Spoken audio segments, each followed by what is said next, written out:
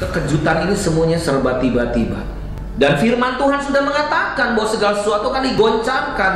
Tentang berakhirnya pandemi ini tidak ada seorang pun yang tahu. Kita tidak bisa memaksa Tuhan harus menghentikan sekarang juga. Tapi kita harus yakin, saudaraku, bahwa sebagaimana firman Tuhan katakan bahwa Dia membuat segala sesuatu indah pada waktunya. Tuhan mau kita belajar percaya bahwa di tengah-tengah situasi yang sulit, Tuhan adalah Tuhan yang tetap pegang kendali atas kehidupan kita. Apapun keadaan yang terjadi, Tuhan Yesus ada bersama dengan kita. Tuhan yang pernah menolong kita di waktu yang lalu adalah Tuhan yang sama yang menolong kita di hari ini. Hasil akhir bukan di tangan corona. Hasil akhir tetap di tangan Yesus Kristus. Dialah Tuhan yang berdaulat. Dialah Tuhan yang tetap pegang kendali atas kehidupan kita. 2021, saya yakin akan menjadi tahun percepatan, di mana doa-doa kita akan dijawab 2 kali lipat dari sebelumnya. Mujizat akan terjadi 2 kali lipat dari sebelumnya. Pemulihan akan terjadi 2 kali lipat dari sebelumnya. Dan juga berkat-berkat akan mengalir 2 kali lipat dari sebelumnya. Year of Acceleration.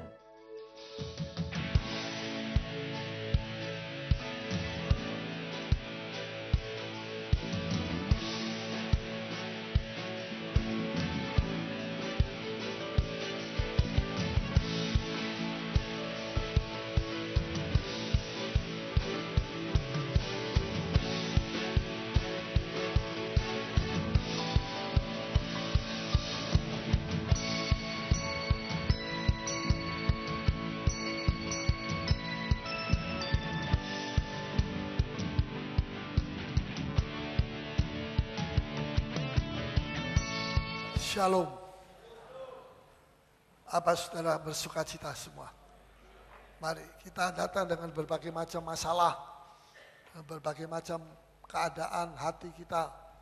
Tapi satu hal yang kita tahu, Tuhan ada di tengah-tengah kita. Mari kita akan persiapkan hati kita, memperhatikan firman Tuhan dengan sungguh-sungguh, supaya kita tidak pulang dengan hati yang kosong, tapi hati kita yang kosong itu dipenuhi dengan hadirat Tuhan, supaya kita hidup dekat dengan Dia. Saya masih berbicara tentang seri dari halangan doa. Ini satu seri, begitu ya. Ini kali kita sampai kepada seri ketiga, bagian ketiga, yaitu kepahitan halangan kelima, seri ketiga. Ya, ini minggu ketiga nih kita berhandle tentang seri halangan doa. Tapi halangannya ini adalah yang kelima, yaitu kepahitan hati. Ini adalah bagian halangan yang kelima dari doa, kepahitan hati. Markus pasal 11, kita mau baca ayat yang ke-25 sampai dengan 26. Markus pasal 11 ayat 25 sampai dengan 26. Silakan baca. Dan jika kamu berdiri untuk berdoa, Ya. ampunilah dahulu sekiranya ada barang sesuatu di dalam hatimu terhadap seseorang. Jika kamu berdiri untuk berdoa, ampunilah dahulu sekiranya ada barang sesuatu dalam hatimu terhadap seseorang. Kita mesti mengampuni seseorang yang kiranya kita ada sesuatu yang tidak enak terhadap orang itu. Ya, jangan kita cuma terus langsung datang berdoa, kita punya hati masih macam-macam, ada ini, itu dan sebagainya. Dan kita terus berdoa, doa kita tidak dijawab sama Tuhan. Karena masih ada kepahitan hati terhadap seseorang. Tuhan mau supaya kita menghadap Tuhan tanpa ada kepahitan hati. Sebab Tuhan tidak suka melihat kepahitan hati. Dan Tuhan itu suci, Tuhan itu damai, Raja damai. Dia tidak suka kepahitan. Kepahitan itu tidak damai. berarti saudara tidak damai dengan orang itu. Bagaimana kita bisa menghadap Tuhan dan kita diberkati waktu kita menghadap Tuhan. Ketika kita datang itu kepada hadirat Tuhan, kita punya kepahitan yang itu dibenci oleh Tuhan. Ada satu hal yang dibenci oleh Tuhan, ada dalam kita, sementara kita menghadap sama Tuhan. Tuhan bilang, oh tidak bisa, jangan menghadap aku lebih dulu, selesaikan. Ya, aku benci kepada kepahitan. Tuhan bukan Tuhan dari kepahitan, Tuhan dari kedamaian. Nah, kita berdiri menghadap Tuhan yang adalah Raja Damai, tidak dalam kedamaian, perdamaian, tapi dalam kepahitan. Kita tidak bisa menipu Tuhan. Ya, kalau Tuhan tidak senang dengan itu, Tuhan akan betul-betul dia tidak mau pura-pura. Ya anakku, datanglah kamu ke sini. Tapi kalau Tuhan lihat ada kepahitan, Tuhan bilang selesaikan dulu itu. Ya, bukan hai anakku, selesaikan dulu itu. Nah, baru kemudian datang. Mau apa kamu? Menghadap, minta apa? Kalau kamu punya percaya, kamu akan menerima dari aku. Tapi sudah perbaikan dulu, kepahitannya sudah dibersihkan dulu. Ya, Tuhan tidak akan bilang mau minta apa, kamu datang ke sini mau apa? Oh tidak, bereskan dulu itu. Itu yang kau minta itu nomor 2. Aku sanggup memberikan itu kepadamu. Asal kamu memenuhi syarat. Jangan datang dengan kepahitan, dengan sakit hati terhadap seseorang. Dan soal sakit hati ini paling banyak ada dalam orang Kristen. Ya, bukan cuma orang dunia saja. Orang Kristen banyak sakit hati. Pergi gereja sakit hati, pahit hati. Sembahyang masih punya pahit hati terhadap seseorang. Makanya itu doa kita itu tidak punya kuasa. Nah, biar kita berteriak, bukan teriakan kita. Sekali saya bilang sama WL sama sini, bukan teriakan kita itu yang membuat Tuhan berkenan. Tapi Tuhan mau supaya kita memenuhi persyaratan. Jangan ada kepahitan. Ya, dan Tuhan senang melihat tidak ada kepahitan. Terus? Supaya juga Bapamu yang di sorga mengampuni kesalahan-kesalahanmu. Ya, dan ada upahnya. Upahnya langsung. Apa upahnya? Begitu kita mengampuni orang yang bersalah kepada kita. Langsung Tuhan bilang, dosamu, kesalahanmu juga diampuni. Luar biasa ya. Bapakmu yang di sorga, supaya juga Bapakmu yang di sorga mengampuni kesalahan-kesalahanmu. Ya, jadi kalau kita tidak mengampuni kesalahan saudara kita, dengar baik-baik, kesalahan-kesalahan kita tidak juga diampuni oleh Bapa kita di sorga. Ini berarti kita masih punya salah sama Tuhan. Kita punya dosa, kita punya utang. Ya, belum beres. Bagaimana kita mau minta apa sama Tuhan kalau kita belum beres sama Tuhan? Bereskan dulu, baru Tuhan akan memberikan kepada kita. Wah, ini sangat penting sekali. Sebab ini bisa memacetkan permintaan doa kita kepada Tuhan. Nggak bisa naik, nggak nyambung. Kenapa? Kok bisa macet? Seperti tertutup, tersumbat. Karena ada kepahitan di dalam hatimu. Itu kepahitan menyumbat. Permintaanmu tidak bisa naik. Ya. Terus ayat 26. Tetapi jika kamu tidak mengampuni, Ya. maka Bapamu yang di sorga juga tidak akan mengampuni kesalahan-kesalahanmu. Juga tidak akan mengampuni kesalahan-kesalahan. Gampang kalau kita mau minta ampun sama Tuhan, gampang. Ampuni kesalahan saudara kita kepada kita. Dan jangan cuma lambang-lambang bibir merah. Maksudnya bibir merah. Lambang-lambang abang-abang lambe. Abang-abang itu merah. Lambe itu ini. Memang kalau saudara tidak dicat hitam loh, cat merah, tapi seperti semiran saja. Cuma ya pura-pura begitu. Ya, mungkin kita perlu belajar dari sini. Jika kamu tidak mengampuni, maka Bapakmu di surga juga tidak akan mengampuni kepadamu kesalahan-kesalahanmu. Ini jelas. Kita berhenti kepada halangan yang kelima, kepahitan hati. Mari kita periksa, kepahitan hati, adakah kepahitan hati di dalam hati kita?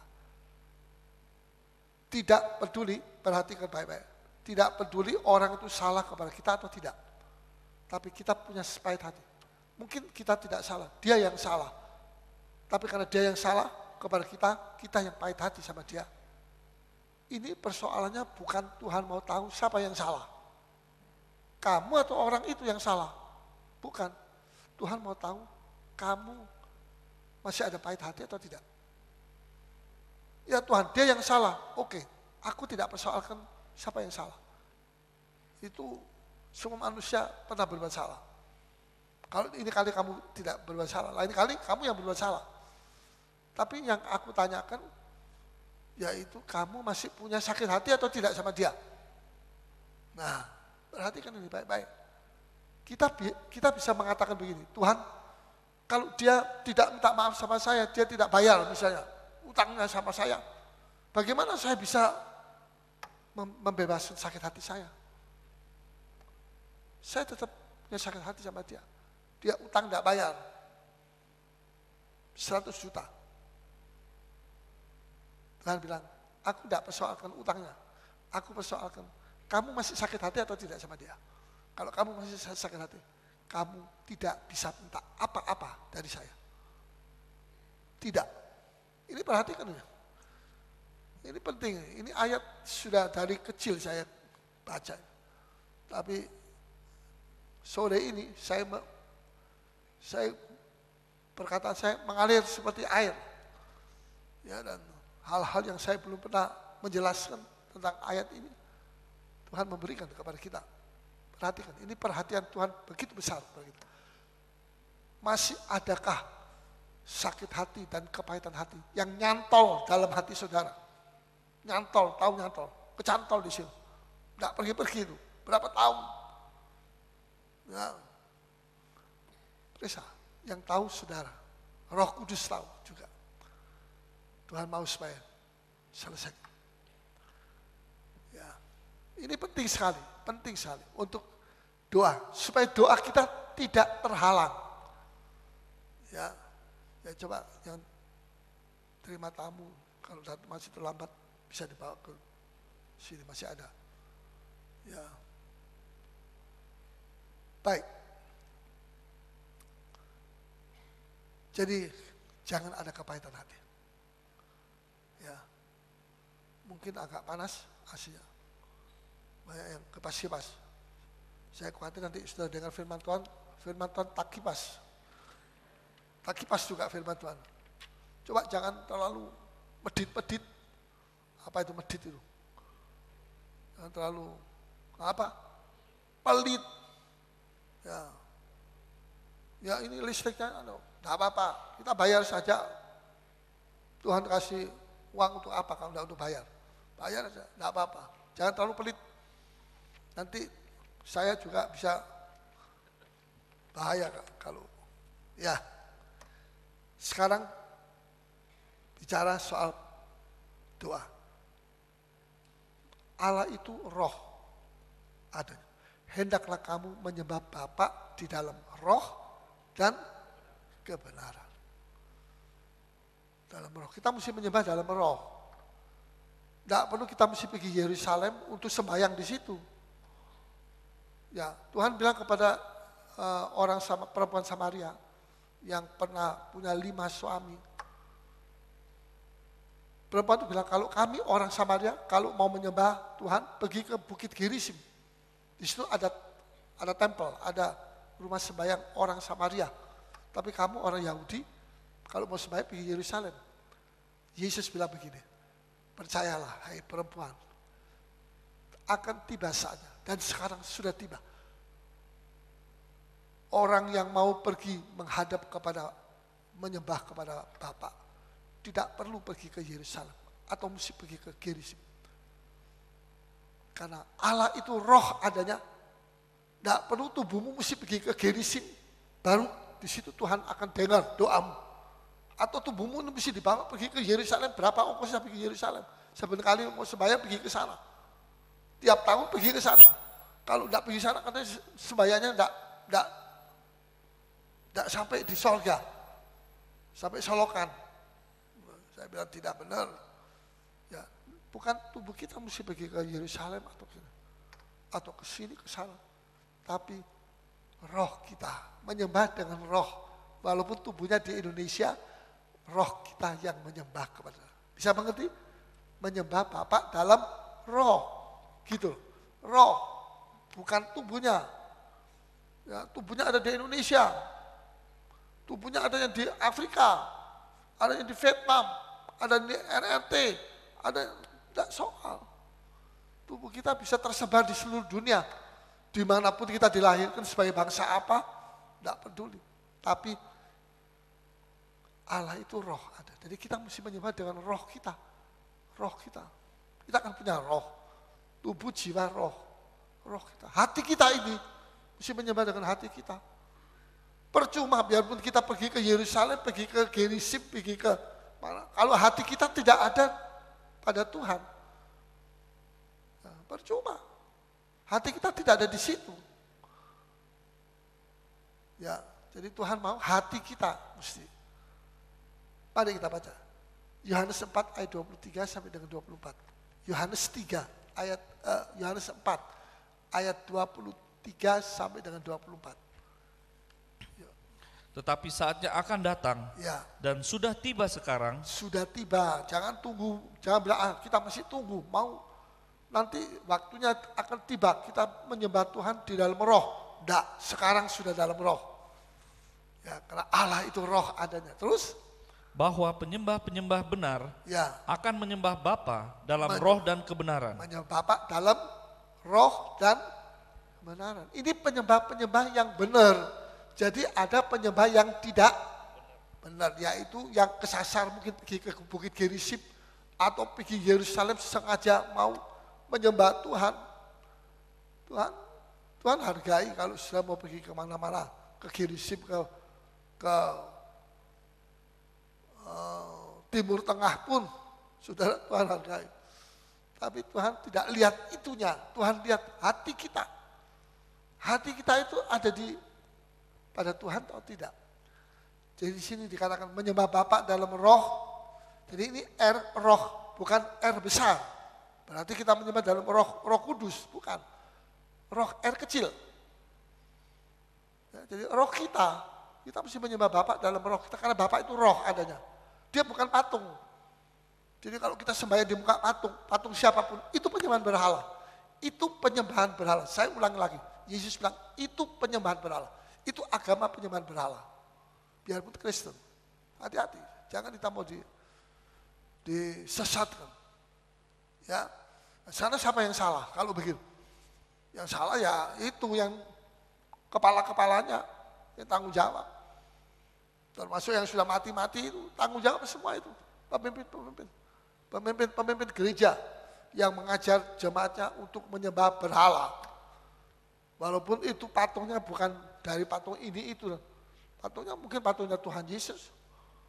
Ya, tapi Tuhan bilang tidak, aku tidak mau disembah.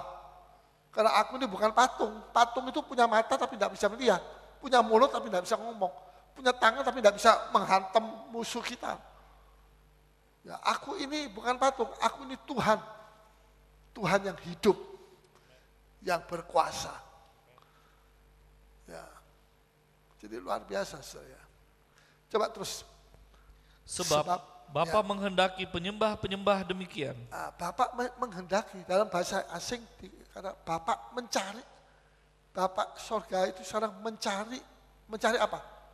Orang-orang yang menyembah Bapak dengan rohnya. Bukan dengan tubuhnya, dengan dagingnya. Enggak. rohnya, dengan hati. Dan dengan kebenaran, mesti dalam kebenaran. Jangan hidup kita tidak dalam kebenaran, kita menyembah Bapak bilang, enggak, aku Bapak dari segala kebenaran. Kamu tidak hidup dalam kebenaran. Kamu mesti menyembah aku dalam roh dan kebenaran. Nah, sekarang saya mau bicara soal kebenaran. Kebenaran itu ada banyak roh-roh yang bukan roh kebenaran. Contoh, coba nyalakan. Roh amarah, itu bukan roh kebenaran. Itu roh yang tidak benar. Ya, roh yang tidak benar. Itu roh jahat. Perhatikan, banyak kali orang Kristen kalau mau pergi gereja, marah dulu, gegeran dulu, suami istri. Itu langganan, saya bilang. Itu langganan. Kayak langganan susu saja. Ya, hati-hati, jangan sampai jadi langganannya iblis, langganan marah. Ya, itu roh yang tidak benar, itu roh amarah. Yang kedua, roh najis. Kita boleh omong, tapi jangan kita marah. Roh najis itu roh yang tidak benar. Itu semua yang saya tulis ini, roh yang tidak benar. Ada banyak, tapi saya cuma ambil 8, 7 atau 8. Yang ketiga, roh dusta. Kalau ngomong selalu dusta. Omong 10 kata, 11 dusta. Yang sebelah ya dia sendiri pendusta ya. Ya, ngomong selalu suka dusta. Ini orang ada roh dusta. Ya, kadang-kadang ada orang-orang tertentu yang ada roh dusta. Ada kadang-kadang roh najis, roh kotor. Roh najis itu roh kotor. Kotor sekali rohnya itu. Itu kalau dia seperti itu anak kecil yang tinggal di sini. Dia ngaku, saya ini seperti diam-diam seperti mau omong kotor, mau keluar. Sudah dilepaskan atau belum? Perlu bikin pelepasan. Ya enggak usah bikin coto atau bancaan, ya pokoknya mesti dilepaskan supaya dia tidak selalu mau mengeluarkan perkataannya kotor. Ada roh najis di dalam dia. Yang keempat, roh ketamakan. Tamak itu rakus, roh tamak rakus sama duit. Ya mau meraup sebanyak-banyaknya, rakus. Nggak boleh itu. Rakus, jangan kita rakus. Ya, kalau kita ikut Tuhan dengan sungguh-sungguh, bukan kita yang mengejar uang, uang akan mengejar kita. Uang tidak segala-galanya. Uang bisa membawa saudara pergi ke mana? Ke tempat hiburan. Ya, tapi hanya Tuhan yang satu kesaksian ya, itu tahun 62 kalau nggak salah. Waktu saya masih pemimpin kaum muda di Surabaya. Ada pendeta Peterson, itu pendeta tua, sudah tua. Dia itu penerima pelajaran 3 zaman, tabernakel, itu semua dia terima. Peterson sama Offiler yang datang, Offiler sudah meninggal. Peterson datang, dia kasih pemahaman Alkitab. Dia guru, mengajar, seperti saya pun mengajar. Ya, kemudian di antara kaum muda itu ada satu kelompok yang tidak menghiraukan ada kebaktian besar seperti itu. Mereka pergi ke Tretes. Tretes itu dekat Batu situ, dekat Malang, dekat Surabaya. Pergi Tretes, jalan-jalan, hirup udara yang enak, yang dingin. Apa yang terjadi? Waktu pulang, mereka mau pulang ke Surabaya, ada dua gadis masih remaja. Dia jalan, turun, jalannya turun. Waktu itu jalan turun di Tretes sana.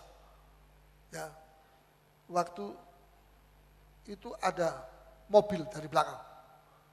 Rupanya remnya blong, jadi remnya tidak jalan, tidak mempan. Ya, dia jalan lama-lama tambah kencang. Tapi sebelum mobil itu menabrak, ada satu itu 2 gadis yang jalan. Yang satu menyeberang. Bukan karena ada mobil, tapi memang dia mau menyeberang. Tinggal satu ini, sendirian. Ditabrak sama mobil. Dak! Mati di tempat. Kakinya bisa putar. Kakinya tidak menghadap ke depan, menghadap ke belakang. Ya, hancur. Wah, kita waktu itu kaum muda di Lemah Putra, semua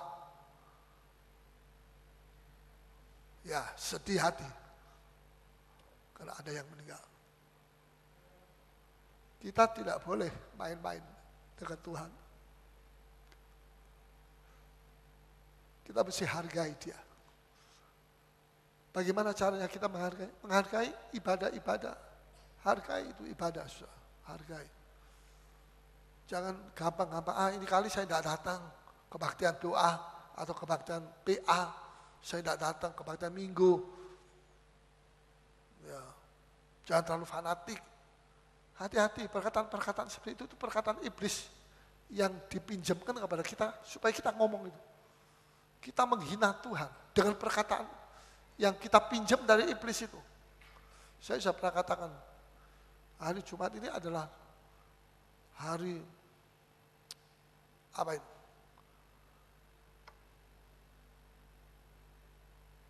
Seperti yang saya katakan, apa hari apa? Hari yang kita masih ingat? Masih ingat? Dalam Al-Khatib, pengkhotbah, kita persembahkan kepada Tuhan. Apa itu dalam bahasa Indonesia? Pengkhotbah pasal yang ke-4. Coba kita baca pengkhotbah. Ya. Pasal yang ke-4 ayat yang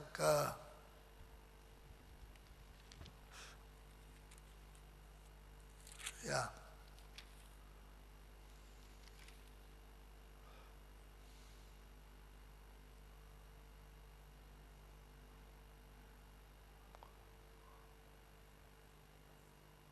Ayat yang ke-17, jagalah langkahmu. Jagalah langkahmu, kalau engkau berjalan ke rumah Allah, menghampiri untuk mendengar adalah lebih baik daripada mempersembahkan korban yang dilakukan oleh orang-orang bodoh, karena mereka tidak tahu bahwa mereka berbuat jahat. Itu sesuatu yang kita janji, kita serahkan sama Tuhan. Itu apa namanya?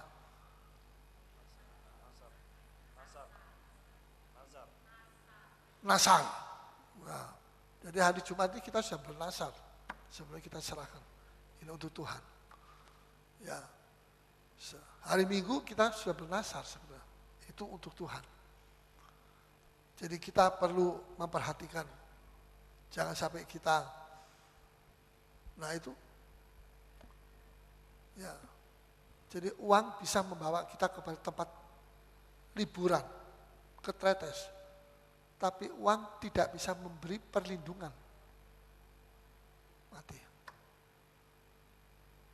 Ya, pernah ada beberapa orang pergi ke pantai selatan Jogja, Parangtritis. Waktu mereka berenang di pantai, digulung sama ombak besar. Ada 6 anak-anak kecil atau 2 atau 6 digulung, seret. Wah, bapaknya lihat anaknya juga begini, tidak bisa, mati. Pulang kurang 2 anaknya. Uang bisa membawa kita kepada tempat hiburan, tapi uang tidak bisa memberi perlindungan kepada kita. Ya, uang bukan segala-galanya. Ya. Uang bisa membawa kita pergi ke restoran yang paling lezat, paling enak. Tapi uang tidak bisa memberi kesehatan kepada kita. Ya. Makan enak, malah kena kanker, kena ini itu dan sebagainya. Nah, saya tidak nakut-nakuti, saudara. Wah, kalau itu nanti mau pulang jangan makan yang enak sekarang. Makan, saya tadi makan bunganya daun papaya. Tapi saya tidak kayak papaya. Saya makan enak itu. Ya, ada rasa pahit. Kalau sudah tidak percaya, sudah bikin. Kasih sama saya nanti. Tidak, saya cuma guyon saya. Ya, jadi uang itu bukan segala-galanya. Ya, uang bisa membawa anak saudara pergi sekolah yang terbaik di luar negeri. Tapi uang tidak bisa memberikan takut akan Tuhan dalam hati anak itu. Takut akan Tuhan. Sekolah luar negeri, pulang jadi pegawai negeri, sama-sama negerinya, ya, terus jadi koruptor. Gimana? Jadi uang nggak bisa membuat dia bebas dari korupsi. Ya, jadi mari Tuhan mau lihat hati kita. Saudara, seringkali saya bilang kepada penyanyi, choir, Anda bisa di gereja jadi penyanyi, tapi di rumah Anda sebagai apa? Kalau Anda selalu suka marah-marah, jadi pemarah. Aslinya orang itu bukan penyanyi di gereja. Aslinya apa yang dia lakukan di rumah setiap hari. Kalau tiap hari dia jadi pemarah, semua dimarahi, ya pembantu dimarahi, jongos-jongos dimarahi, kucing-kucing dimarahi, tikus-tikus dimarahi. Apalagi suaminya lebih dimarahi. Dan istrinya dimarahi.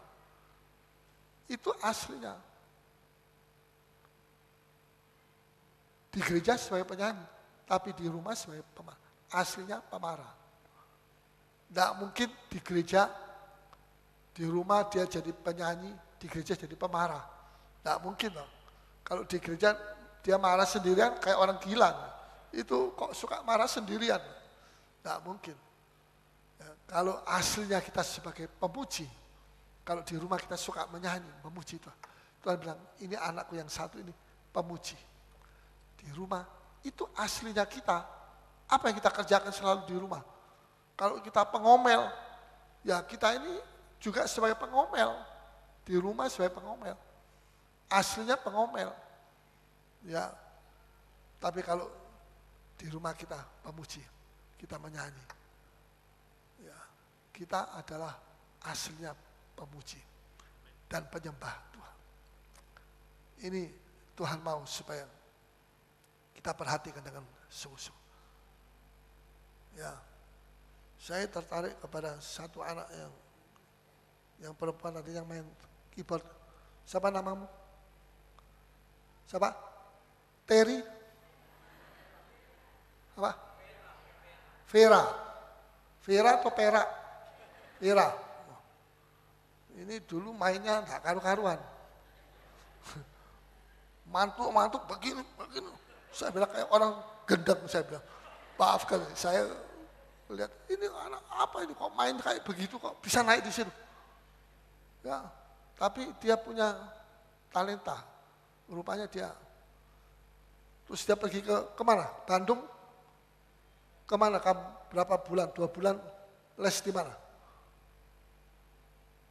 Tidak bisa jawab dia. Nah, dia ikut kursus. Pulang-pulang saya lihat loh, mainnya saya kalah. Saya bisa main juga, tapi saya kalah. Dia mainnya, ininya lebih batu-batu begini. Saya bisa batu-batu, dia lebih batu. Ya, dan tadi saya lihat lagi dia mainnya, bagus sekali. Ini orang aneh, saya bilang. Orang langka. Ya, kalau ada les yang khusus untuk 2 bulan atau 1 bulan di mana? Di Bandung, Jakarta, bisa nanti gereja akan kirim kamu ke sana. Nah, supaya lebih ditingkatkan. Ya. Tapi aslinya kamu sebagai apa? Mesti sebagai pemuji juga. Jangan di rumah jadi pemarah. Marah-marah sama papa mama. Ya. Jadi Tuhan mau supaya aslinya kita. Sekarang semua roh-roh masih ada lagi. Roh kesombongan, roh kikir. Itu semua roh yang menentang kepada kebenaran. Ada roh iri hati. Ini roh iri hati ini. Kalau kita menyembah Tuhan, roh kita itu iri hati. Bagaimana doa kita bisa didengar sama Tuhan? Ya, roh kepahitan yang ke-8, roh kepahitan dan roh sakit hati. Semua roh di sini menentang kebenaran. Sudah jelas doa kita akan terhalang kalau kita punya roh-roh seperti itu. Anda harus membereskan lebih dulu roh apa yang ada di dalam Anda, supaya doa kita tidak terhalang. Ya, sebelum Anda bisa menyembah kepada Bapa dengan roh dan kebenaran. Contoh saja, misalnya Anda baru marah-marah, terus sembahyang, haleluya, Yesus. Habis marah-marah sama istri, sembahyang, Yesus. Sudah lihat Yesus? Nah, lihat siapa? Susnya itu tadi. Yesus, tapi yang kelihatan susnya. Bisa ada perbaikan. Baru nanti doa kita naik. Ya, jadi kita diajar sama Tuhan mesti yang benar. Kita tidak bisa menyembah Bapa dengan roh dan kebenaran. Bersamaan dengan roh amarah, roh sakit hati. Ya, saya menyembah Bapa dengan roh dan kebenaran bersama dengan bukan kebenaran, bersama dengan roh sakit hati. Tidak bisa, itu tidak bisa satu, tidak bisa campur. Ya, roh kepahitan dan sebagainya. Tidak mungkin kita bisa mencampur. Kita mesti membereskan. Jadi bagaimana? Mungkin saya tanya, sekarang saya habis marah, saya mau sembahyang. Tuhan tidak dengar. Saya mesti apa? Minta ampun sama Tuhan. Tuhan, saya habis marah, saya minta ampun. Tuhan, saya ini iri hati, saya minta ampun kepada Engkau. Minta ampun. Saudara pahit hati sama orang, saya berdoa, minta ampun dulu. Tuhan, ampuni saya. Ada kepahitan hati kepada saudara. Tolong sucikan di dalam hati saya. Kepahitan hatinya. Kepahitan hati itu roh yang tidak mau mengampuni. Ini salah satu halangan daripada doa. Jadi harus diselesaikan dulu supaya doa saudara bisa naik. Bagaimana cara menyelesaikan? Pertama, minta ampun kepada Tuhan. Saudara mesti minta ampun sama Tuhan. Tuhan, saya minta ampun. Saya punya sakit hati sama orang ini. Sama saya. Yang kedua, saudara mesti lepaskan roh pengampunan kepada orang itu. Tuhan, saya lepaskan roh pengampunan. Jangan roh kepahitan. Lepaskan roh pengampunan dari hati saudara kepada saudara yang saudara sakit hati. Yang ketiga, biarkan Roh Kudus ambil alih doa saudara. Dan yang keempat, doa saudara akan naik sampai ke hadirat Tuhan. Ya, kalau saudara tidak perbaiki doa kepahitan hati ini, ya saudara doanya sampai di plafon, jatuh lagi. Naik lagi sampai di plafon, jatuh lagi. Tidak bisa sampai ke surga. Karena ada halangan-halangan. Kita mesti hati-hati. Ya. Waktu Daniel dia berdoa minta pengetahuan tentang bangsanya nanti akhir zaman, apa yang akan terjadi dengan bangsa Yahudi. Tuhan hari pertama sudah memberikan itu jawaban doa. Tapi di tengah jalan, di langit sana, tengah jalan, dia dihadang sama Lucifer. Wah, perang. Lucifer perang melawan. Dia mau rebut itu, jawaban doa. Dia mau batalkan itu, jawaban doa kepada Daniel. Daniel yang terus sembahyang. Ya, oh Tuhan, dia tidak tahu kalau di situ terjadi peperangan. Jadi doa itu juga merupakan peperangan rohani.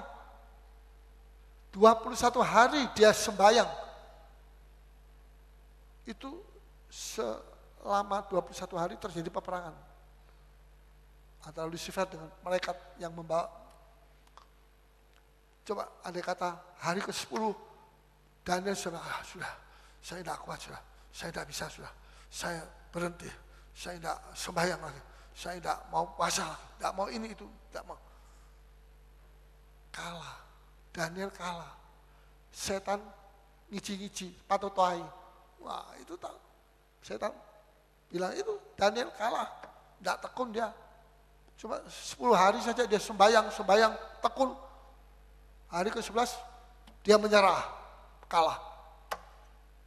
Setan senang, dia merasa dirinya menang. Jangan kita bikin senang setan. Ya, kita dengan tekun kita mengalahkan setan. Ya. Jadi Tuhan mau kita ini berperang, peperangan rohani. Jadi kalau saya mau berdoa, kalau saya mau berdoa, saya ingat dulu apa Tuhan, saya selesaikan dulu. Saya habis tidak senang hati sama orang, atau saya marah, atau saya apa, ya selesai, minta ampun sama Tuhan. Dan kemudian mulai menyembah. Kalau enggak, penyembahannya enggak naik. Ya, jadi gampang sudah, menyelesaikan itu gampang. Kita enggak sulit. Ya. Seorang yang memelihara suatu kebencian di dalam hatinya, itu sama seperti menutup telinga Allah rapat-rapat terhadap doanya sendiri. Doanya siapa? Doanya orang itu. Jadi kalau dia, orang itu, si A itu punya kepahitan hati, itu dia berdoa, Tuhan tolong saya, tapi seperti dia menutup telinga Allah dari mendengar jeritan doanya. Ya, begitu dia mengampuni, melepaskan kebencian, dia seperti membuka telinga Allah dan Allah mendengar doanya. Ya, saudara, kita mesti hati-hati. Ya, saya mau yang penting-penting saja. Satu contoh, roh iri hati. Dalam Pengkhotbah pasal 4 ayat 4, mari kita baca. Masih ada waktunya. Ya. Pengkhotbah 4 ayat 4, mari kita baca. Sesudah Amsal. Dan aku melihat bahwa segala jeripayah dan segala kecakapan dalam adalah iri hati seseorang terhadap yang lain. Jeripayah, bahwa segala jeripayah dan segala kecakapan dalam pekerjaan saudara, saya bisa tambah, dan segala ambisi saudara, dan segala pikiran, cita-cita saudara, itu adalah iri hati seorang terhadap yang lain. Itu cuma iri hati saja. Orang dia berambisi mau jadi seperti si A itu. Itu cuma iri hati. Jadi pekerjaan kita saling berlomba. Saya tidak mau kalah sama dia tidak mau kalah sama saya. Saling berambisi dan macam-macam perkara itu cuma ambisi seorang terhadap yang lain. Betul? Iri hati, bukan ambisi. Iri hati satu dengan yang lain. Terus? Ini pun kesia-siaan dan usaha menjaring angin. Kosong, sia-sia. Kalau dia mati dia tidak bisa bawa apa-apa. Itu cuma iri hati. Iri hati adalah motivasi kita yang terbesar untuk mau pergi ke luar negeri misalnya. Mau pergi ke mana saja, sekolah di mana saja. Ya. Tapi kalau saudara mau pergi ke sekolah luar negeri tidak apa-apa. Tapi iri hatinya itu yang harus dibersihkan. Ya. Jadi motivasi dari keinginan seseorang, dari pekerjaan, dari kecakapan seseorang. Ya. Jadi contohnya saya balik. Mengapa orang itu ambisi? Karena dia punya iri hati terhadap sesama. Ya. Kenapa dia ingin jadi kaya? Siapa di sini yang ingin jadi kaya? Coba angkat tangan. Jujur. Jujur. Ya, ada yang jujur, ada yang tidak jujur. Siapa yang ingin miskin? Angkat tangan. Ayo, angkat tangan. Nah, yang tidak angkat tangan, tidak ingin kaya, tidak ingin miskin, mau ingin apa? Ya. Terus terang aja. Kenapa Pak? Orang ingin kaya. Karena iri hati dengan tetangga. Kenapa mesti kaya? Mesti kaya. Kenapa mesti tetangga, seperti tetangga? Kenapa?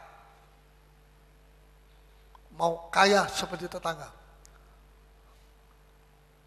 Tetangga itu belum tentu hidupnya nyaman, saudara. Memang kelihatan dari depannya. Ya, sepertinya dia nyaman. Tapi hidup manusia itu ada sebuah sisi yang tidak kelihatan. Dan seringkali kalau kita lihat yang tidak kelihatan itu, sisi yang tidak senyaman seperti yang kelihatannya kayaknya dia itu senang, bahagia. Waduh. Jalan gandengan sama suami istri. Dan sebagainya, dan sebagainya.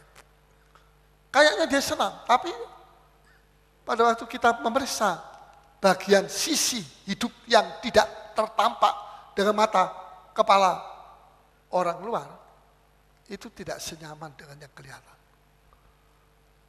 Ya. Beda.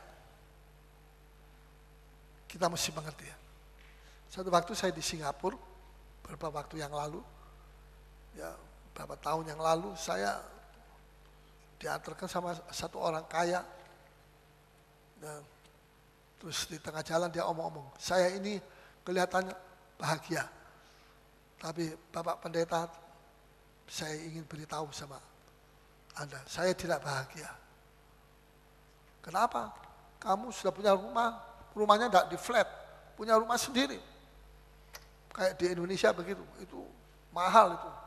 Harga tanah di sana, negeri yang kecil. Ya kamu sudah punya segala macam, semua. Kenapa kamu tidak bahagia? Anak saya ada kelainan. Jarinya ada kelainan jari. Saya pergi ke dokter sini, dokter situ, tidak bisa. Ya. Kelihatan bahagia. Tapi ketika kita sampai kepada satu sisi dari hidupnya yang tidak kelihatan oleh mata umum, ternyata lain di sini. Ada masalah yang tidak bisa diselesaikan oleh kepintaran manusia.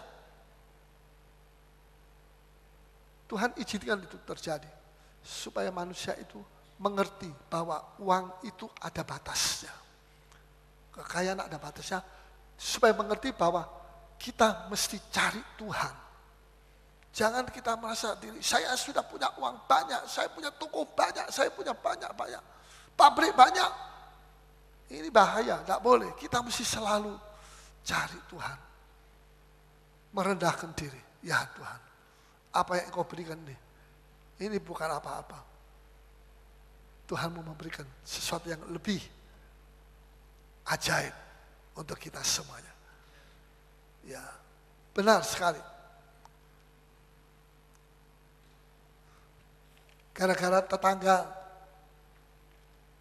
beli televisi yang besar, ya 2 meter kali 2 meter. Sejak itu, yang di sebelahnya itu tidak nyaman. Nonton televisinya yang 60 cm kali 60 cm. Berapa kali? Lebih kecil. Tidak nyaman. Gara-gara apa tidak nyaman? Walaupun filmnya bagus, beritanya bagus, ya acaranya bagus, tapi tidak nyaman. Gara-gara tetangganya punya televisi yang lebih besar dan dia punya televisi lebih kecil. Hanya karena itu saja. Dengar baik-baik, iri hati itu merusak kenyamanan jiwa kita. Merusak kenyamanan hidup saudara. Iri hati itu merusak kenyamanan hidup saudara. Amin. Amin. Ya, jangan bilang amin. Amin mesti begini. Saudara, benar sekali kata pengkhotbah. Pengkhotbah pasal 2 mengatakan, siapa yang dapat makan dan merasakan kenikmatan di luar dia, di luar Kristus. Siapa yang bisa merasakan kenikmatan dan makanan lepas kalau terpisah dari Kristus? Coba kita baca Pengkhotbah 2 ayat 25. Ini ayat-ayat bagus sekali untuk kita. Ya. Karena siapa dapat makan dan merasakan kenikmatan di luar dia? Di luar dia. Siapa dia itu? Di luar Tuhan. Orang dunia itu nikmat-nikmat di luar Tuhan. Bukan kenikmatan yang benar itu. Dalam terjemahan sehari-hari, siapa dapat makan dan merasakan kenikmatan kalau dia terpisah dari Tuhan. Kalau hidup kita terpisah dari Tuhan. Kenikmatan itu kalau kita ada di dalam Tuhan. Ya. Saudara, dengar baik-baik. Ini ada satu statement yang saya ingin berikan kepada saudara. Bahwa rasa puas dan rasa sukacita di dalam Kristus. Orang yang ada rasa puas dan sukacita di dalam Kristus tidak bisa digoda oleh iblis. Kalau dia punya rasa puas, ya puas, dan rasa sukacita di dalam Kristus, saudara tidak bisa digoda oleh iblis dengan segala tontonan dari dunia. Kalau saudara sudah menerima, merasakan yang terbaik, maukah saudara diberikan sesuatu yang kurang baik daripada ini? Mau? Aku sudah mencicipi yang terbaik, itu yang dari Kristus, yang di dalam Kristus. Orang itu tidak bisa ditipu karena sudah mencicipi yang baik. Tidak bisa digoda oleh dunia. Kecuali kalau sudah tidak merasakan yang terbaik. Saya belum merasakan itu. Sudah masih bisa digoda. Ya, sebab itu pada waktu Yesus mau disalib, dia mau mati, kembali ke sorga. Dia bilang kepada murid-muridnya, saya mau kasih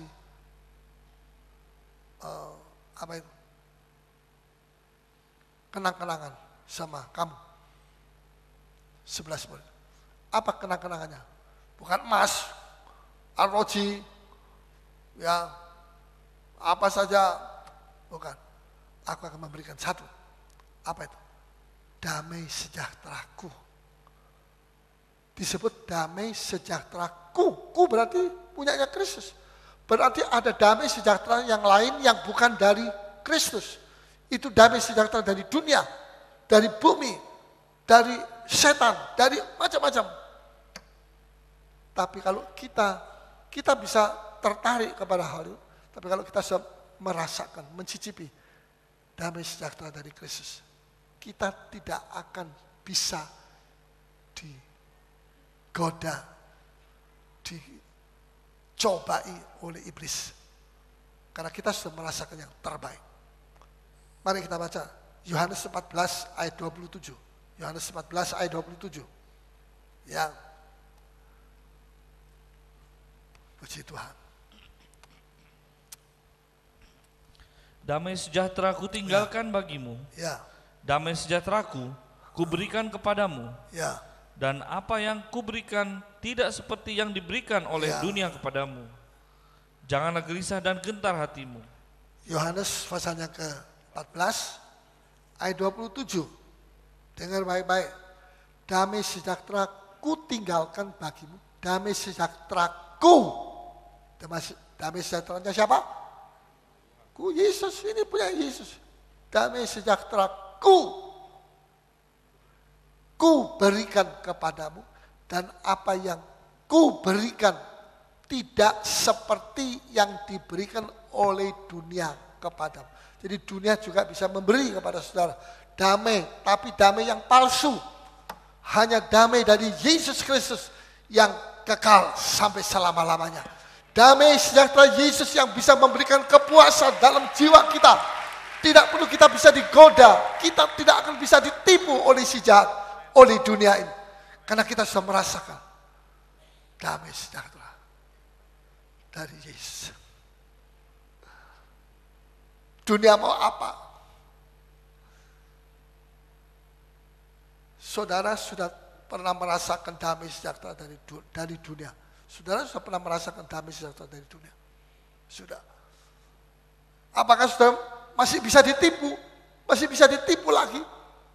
Berarti saudara tidak betul-betul merasakan damai sejahtera dari Yesus. Kalau saudara sudah merasakan, saudara tidak akan bisa ditipu. Semua bisa dikasih sama Tuhan. Kekayaan, harta, puji Tuhan. Saya tidak mengatakan bahwa dengan khotbah ini saya mengharapkan saudara jadi orang miskin. Saudara akan diberkati jadi kaya. Kalau tidak kaya jasmani, kaya rohani. Kalau tidak kaya jasmani, kaya rohani. Dua-dua, jasmani, rohani, kaya. Amin. Ya. Tapi saudara tahu yang mana yang saudara pilih. Yang mana yang cuma jadi tipuan.